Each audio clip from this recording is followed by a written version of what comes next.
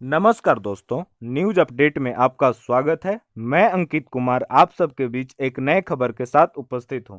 खबर यह है कि चिराग पासवान ने तेजस्वी यादव के हर एक सवाल का विस्तार से करारा जवाब दिया है। इस वीडियो में आगे बढ़ने से पहले बिहार की हर एक छोटी बड़ी खबरों को देखने के लिए वीडियो को लाइक करें और चैनल को सब्सक्राइब करें। आइए बढ़ते हैं खबर की ओर।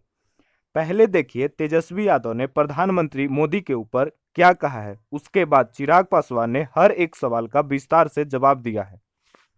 और राज किए हैं, काम नहीं किए हैं। कोई नई बात है क्या जो मुख्यमंत्री जी बोले हैं? जब हमारे तरफ से तो क्या क्या बोलते थे भाजपा को, यही मुख्यमंत्री जी ना मोदी जी ने बोला था इन्हीं मुख्यमंत्री पर कि डीएनए खराब है।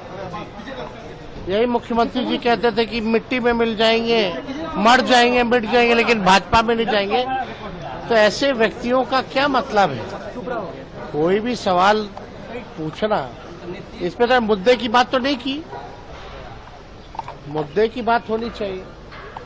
और प्रधानमंत्री जी और भाजपा के लोग डरे हुए हैं और साइकोलॉजिकल गेम, मनोवैज्ञानिक जो है उस हिसाब का बातें जो है ये लोग कर रहे हैं कि 400 पार। आज प्रधानमंत्री जी बोल रहे हैं कि हम लोग चुनाव जीत गए हैं, हम तो 5 साल बाद आ जाते दर्शन करने। अरे भाई, जब चुनाव आता है तभी दर्शन करने आते हैं।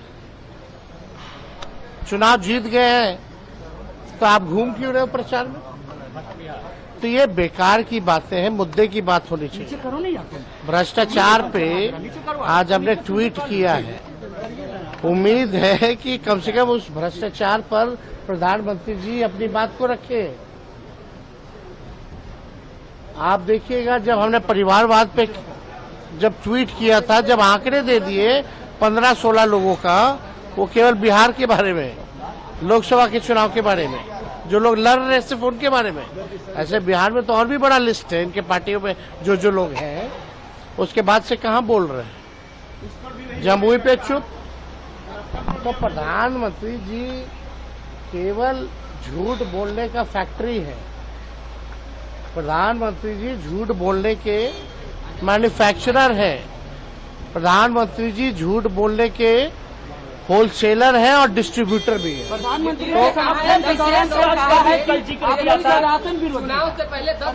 संबोधन के दौरान क्या है कि इंडी गठबंधन सनातन विरोधी है।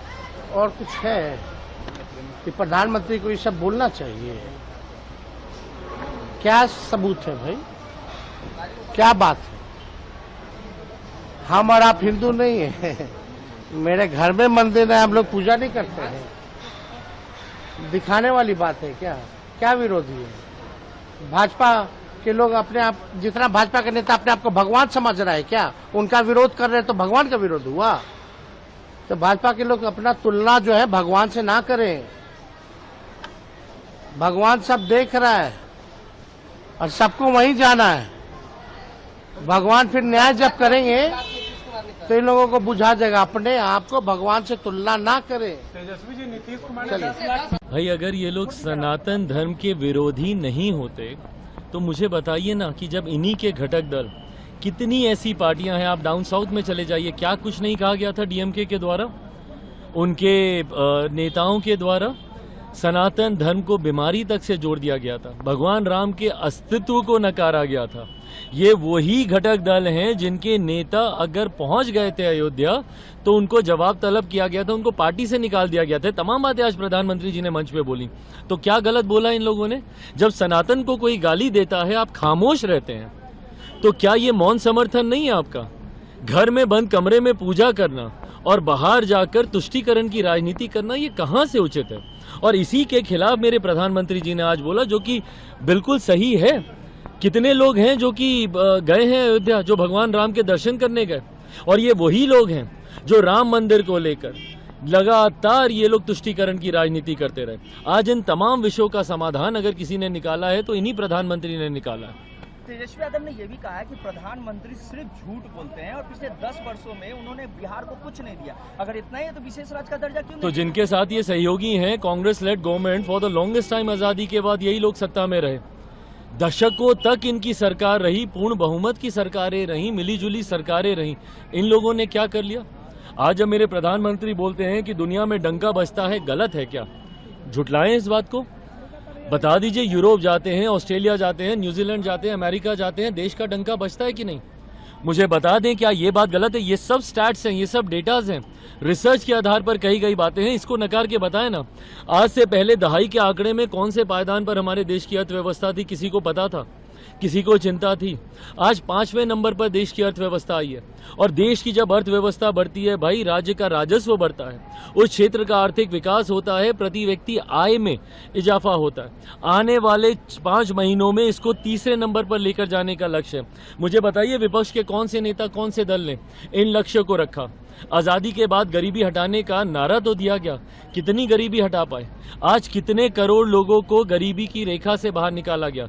2047 में अगर भारत को विकसित राज्य बनाने का लक्ष्य मेरे प्रधानमंत्री ने रखा है तो उस दिशा में कार्य हो रहे हैं जो दिख रहे हैं। ना अर्थव्यवस्था मजबूत हो रही है, बल्कि सरहद से सीमाओं को भी सुरक्षित किया जा रहा है, अंतरिक्ष के माध्यम से टेक्नोलॉजी का भी इस्तेमाल किया जा रहा है। इन तमाम चीज़ों को जोड़कर भारत को आगे लेकर जाने का कार्य किया जा रहा है। लंबा समय इन विपक्ष के नेताओं को भी मिला था, पर देश और बिहार खास तौर पे और गरीबी में पिछड़ता गया और बदहाली में हमारा प्रदेश जाता रहा। इसके जिम्मेदार अगर ये लोग नहीं है तो और कौन है?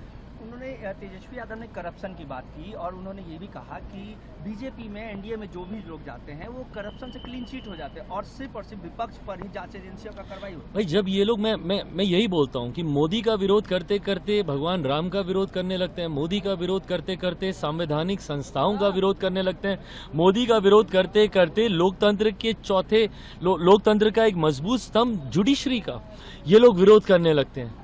कहाँ तक सही है ये?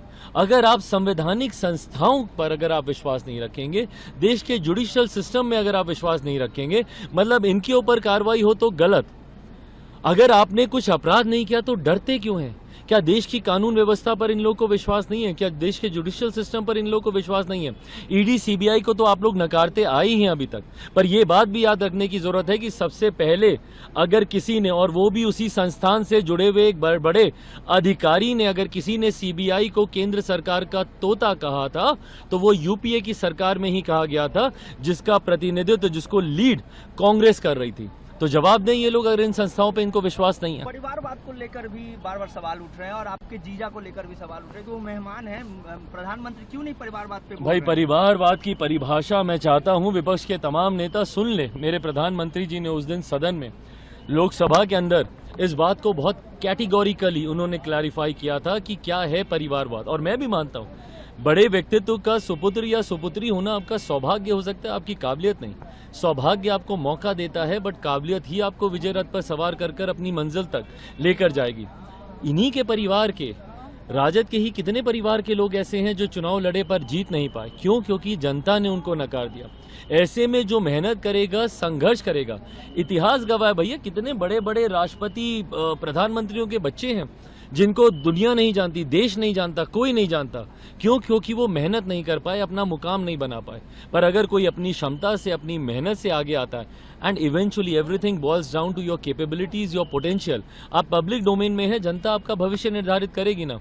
अगर परिवारवाद से आने के बाद भी आपने मेहनत की होगी तो जनता आपको स्वीकार करेगी, पर सिर्फ सरनेम के नाम से आप आगे बढ़ना चाहेंगे तो जनता आपको नकारेगी ही नकारेगी। सीएम